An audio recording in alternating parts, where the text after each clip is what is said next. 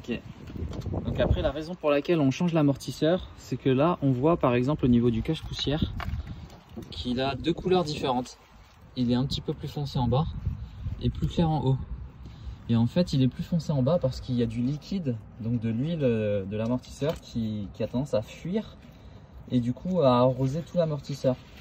Donc tout ça, c'est de l'huile qui s'échappe du système de vérin. Et donc c'est la raison pour laquelle on va changer l'amortisseur. Là maintenant, ce qu'on va avoir besoin, ça va être une douille 12 pans de 36. Donc après, il y a 3 écrous en dessous. Je ne sais pas encore combien, donc je vais vous les préciser après dans la description de la vidéo.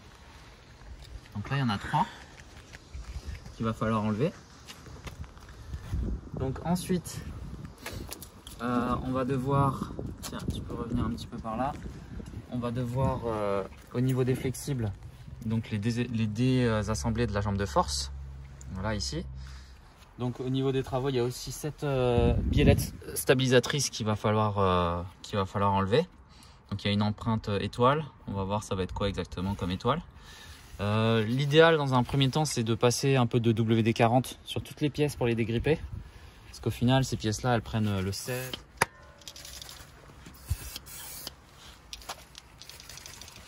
Donc voilà. Ça, c'est l'écrou avec la vis qui tient le pivot. Toute la partie bar stab qu'on arrose bien comme il faut. Qu'est-ce qu'on va avoir encore à démonter? Les 3 vis qui sont en bas. Voilà.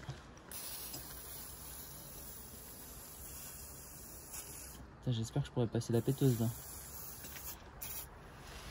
Ok, et je pense que c'est un peu tout, donc on laisse agir. La partie biellette de barre stabilisatrice, enfin biellette de direction, on va pas l'enlever, vu qu'on va juste déplacer le moyeu de côté. Normalement ça devrait le faire. Donc voilà, on laisse agir et on revient dans quelques minutes. Donc là maintenant, pour débloquer l'écrou de cardan, donc lui ce qu'on va faire, c'est qu'on va prendre une douille, bon ça c'est une douille spéciale, hein, elle est à choc, en 12 pans. Donc ça vaut une blinde, mais c'est la seule que j'ai trouvée. Et du coup, ça va être parfait pour l'utilisation qu'on va en faire avec la clé à choc. Ça vaut combien? Ça vaut 40 €. Donc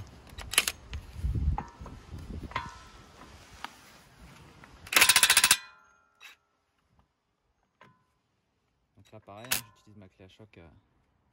Tac. Je force pas sur le véhicule tant qu'elle est levée. C'est pour ça que l'idéal, c'est de le faire avec la clé à choc.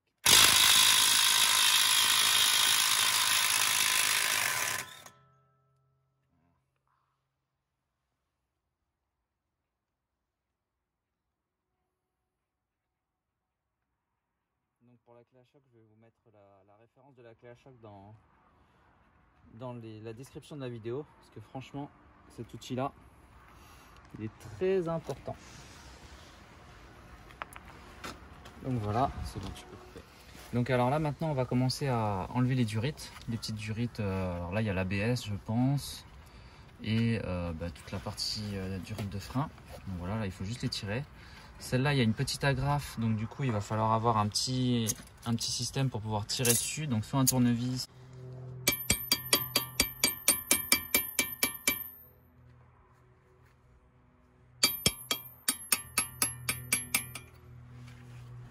Sans se faire mal, hein. Voilà, je commence à passer derrière, donc ça va commencer à bouger. Voilà. Donc moi, j'ai pu passer à l'intérieur comme ça. Et du coup après le faire bouger pour le faire sortir. Je joue un petit peu avec le volant, donc j'ai débloqué la crémaillère.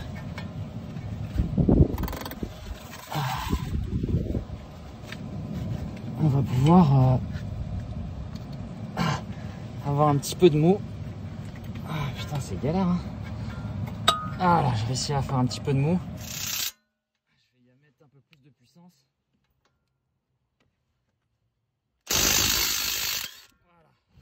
Donc là, avec un petit outil, voilà, ça c'est une douille spéciale Volkswagen, hein. Donc c'est un outil Facom. Je vais vous mettre la référence aussi de la pièce dans le descriptif de la vidéo, mais ça va permettre de pouvoir avoir accès et de bloquer en fait la vis qui est juste ici. Tac, voilà. La vis qui est jusqu'ici. Voilà. Et du coup, bah, ça va nous permettre de pouvoir bloquer la vis. Hop. Voilà. Tac. Et maintenant, alors je vais peut-être pas mettre trop de puissance, ouais, c'est bon. 1.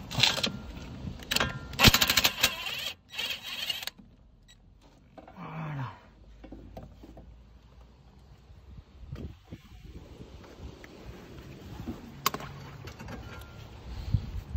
Pas comme, hein, mais cette petite douille là vaut 20 €.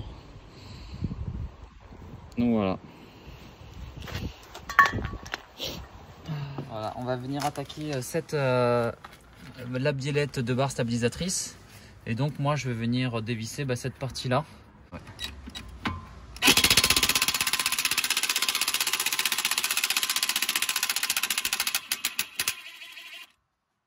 Okay.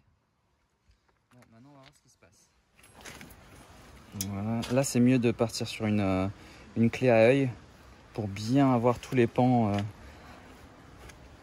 du système et avoir assez de force, et surtout pour que ça ne rippe pas.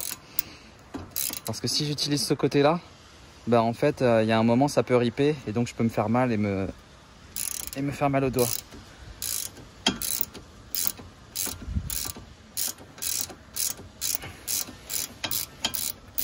Voilà, donc là maintenant c'est débloqué.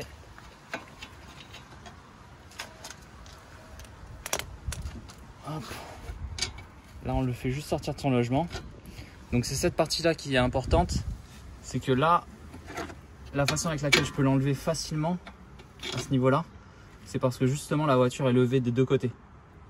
Vu qu'il n'y a aucune roue qui touche le sol sur le train avant, donc il n'y a rien qui force sur la biellette, et du coup quand je l'enlève j'abîme pas le filetage, elle est vraiment libre. Je peux peut-être faire les autres, ouais celle-là je peux le faire. Donc là c'est du 16.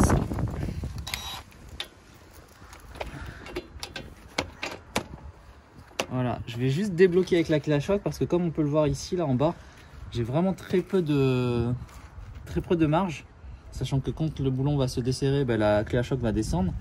Donc je vais juste faire assez pour la débloquer. Voilà, sinon après je vais être bloqué. Pareil pour celui-là.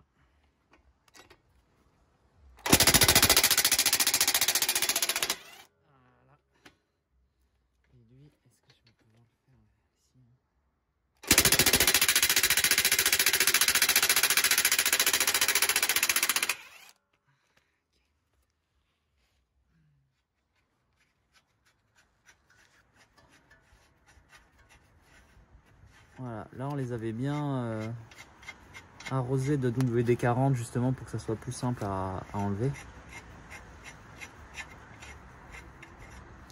Voilà.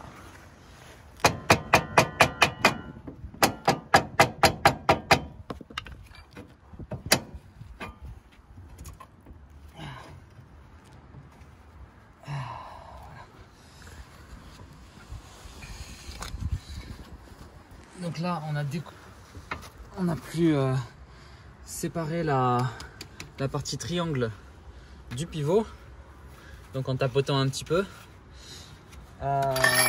Maintenant ce qu'il va falloir faire,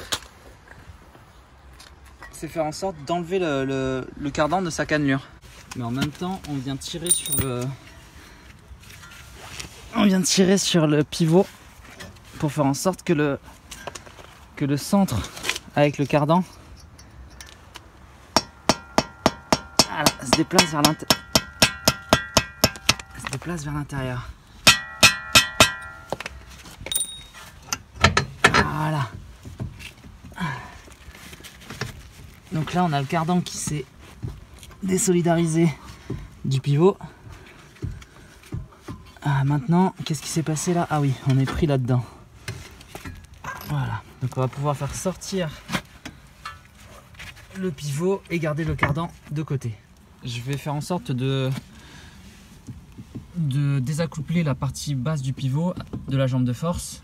Donc il y a un petit mécanisme derrière qu'il faut écarter.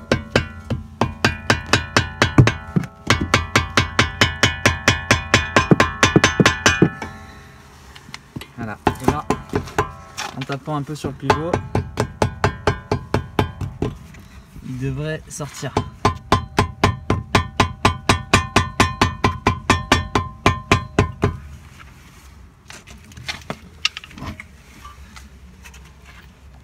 Alors, qu'est-ce qui se passe là?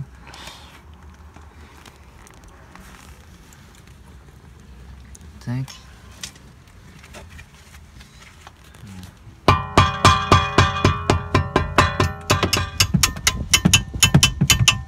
Ah, ça y est. Essaye de tapoter encore. Vas-y. Ok.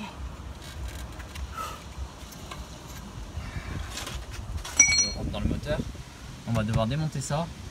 Démonter le plastique qu'il y a ici. Je sais plus comment ça s'appelle ce truc là. C'est pas le tablier, non? C'est un... je sais plus. Démonter ça. Et pour le coup, pour pouvoir démonter tout ça, il va falloir aussi démonter les bras d'essuie-glace. Donc tout ça pour accéder à la tête d'amortisseur qui est ici. Allez, c'est parti. Alors là, comment ça se passe? Donc on a ce petit plastique là qui se désolidarise. À partir de là, on peut tirer sur le caoutchouc. Donc là, on le déforme pas. On fait en sorte qu'il garde sa forme. Voilà. Si ça force un peu, c'est qu'il faut s'y prendre autrement. Alors maintenant, du coup, on a un petit peu plus de liberté au niveau du plastique, mais c'est toujours pas ouf, quoi. Ouais, c'est toujours pas ouf. Donc, ce qu'on va devoir faire, c'est maintenant démonter les essuie-glaces. Là, on vient avec une douille une clé à pipe de 22. Tac. Une douille de 7 Allen. Qu'est-ce qu'il y a encore? Voilà, une douille de 7 Allen. Et donc, du coup, on débloque. Voilà.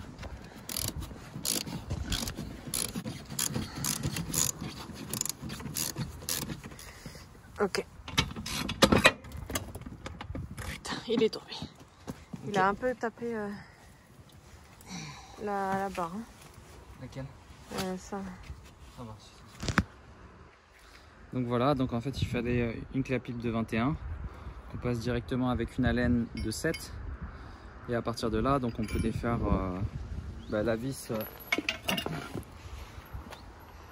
directement qui était dans l'amortisseur pour la maintenir. Et du coup on a un autre écrou maintenant qui tient l'ensemble.